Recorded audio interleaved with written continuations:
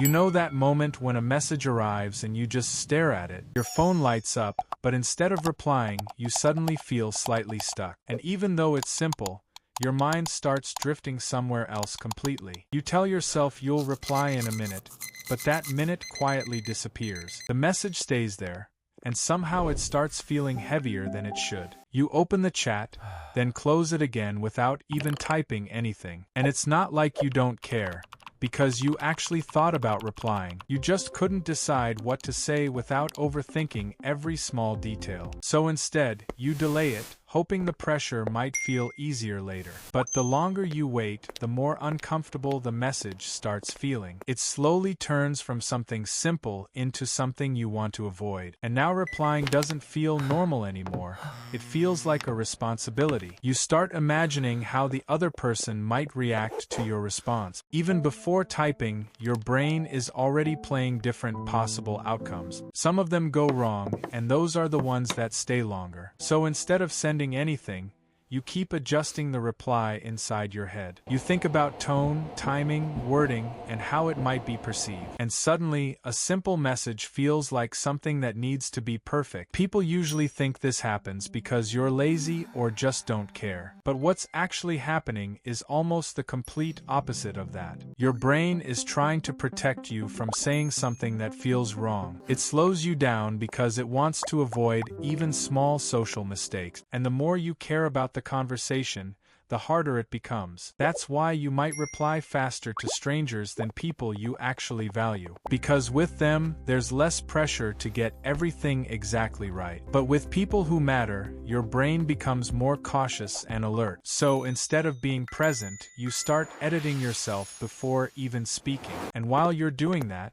the moment to reply quietly passes by. Now you're not just replying, you're responding to the delay itself, which makes everything feel even more awkward than it actually is. So you wait a little longer, hoping the timing might feel better, but that moment never really arrives the way you expect. At some point, the message becomes something you actively avoid opening. Not because it's important, but because it now carries emotional weight. And that weight wasn't there at the beginning at all. It was created slowly through overthinking, hesitation, and imagined outcomes. This is something a lot of people experience without realizing what's happening. They think it's a habit, but it's actually a pattern of thinking. A pattern where your mind tries to control how you're perceived. And in doing that, it delays your ability to just be natural. Because replying simply doesn't feel safe when you're overanalyzing everything. Your brain treats it like something that needs to be carefully managed, even though in reality, it was never that complicated to begin with. And the interesting part is, this usually happens in specific conversations. Not every message creates that same hesitation or emotional pause, which means it's not about replying.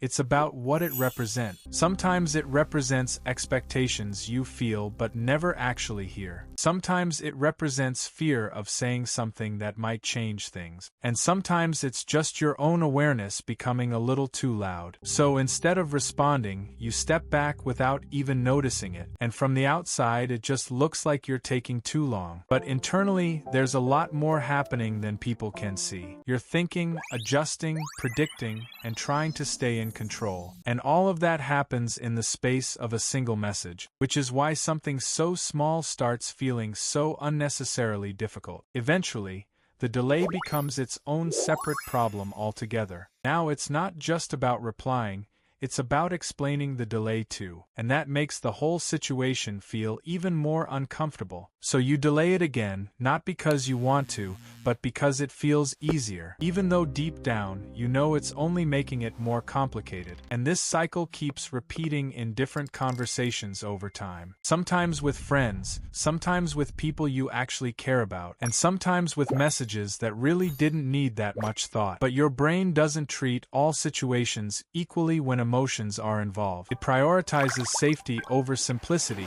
even in small, everyday moments. And that's why this pattern feels so hard to break naturally. Because it's not about time, and it's not about forgetting. It's about how your mind processes connection, pressure, and perception. So the next time you see a message and hesitate for no clear reason, just notice what your mind is trying to do in that moment. Not fix it, not change it, just observe it without reacting. Because sometimes the delay says more about your thoughts than your intention. And once you start noticing that pattern, it feels a little different. Not easier immediately, but slightly more understandable than before. And maybe that small understanding changes how you see your behavior, not as a flaw, but as something your mind learned over time. Something that made sense at some point, even if it doesn't now. And that shift alone can quietly change how you respond next time. So tell me, when you delay replying, what is actually going on inside? Is it really about time,